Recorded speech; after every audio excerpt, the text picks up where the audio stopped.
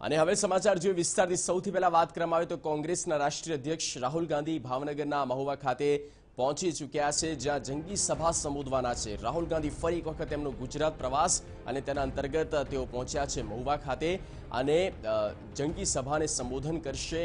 ભાવનગરની જો વાત કરવામાં આવે તો લોકસભા બેઠક પરથી કોંગ્રેસે પોતાના સંનિષ્ઠ કાર્યકર્તા એવા મનહર પટેલને ઉતાર્યા છે અને તેમની સભામાં રાહુલ ગાંધી પણ પહોંચશે અને જંગી સભા સંબોધવાના છે।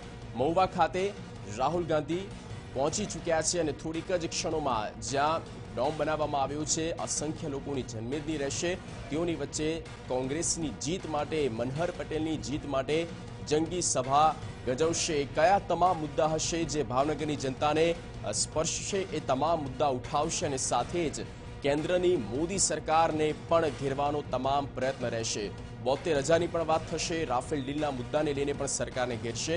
આ સાથે જે પ્રકારે છેલ્લા ઘણા સમયથી આક્ષેપ પ્રતિ આક્ષેપની રાજનીતિ ન માત્ર ગુજરાત પરંતુ સમગ્ર દેશભરમાં જોવા મળી રહી છે અને સ્વાભાવિકપણે જ્યાં હાલમાં યોગી આદિત્યનાથ પર ચૂંટણી પંચે જે ફટકાર લગાવી છે પ્રચાર પ્રસારને લઈને અને જે પ્રકારે તેમના જે નિવેદનો સામે આવ્યા હતા તે નિવેદનને લઈને પણ તેઓ આ મંચ પરથી રાહુલ ગાંધી તેમને આડે હાથ લેશે તેવી પૂરી શક્યતાઓ।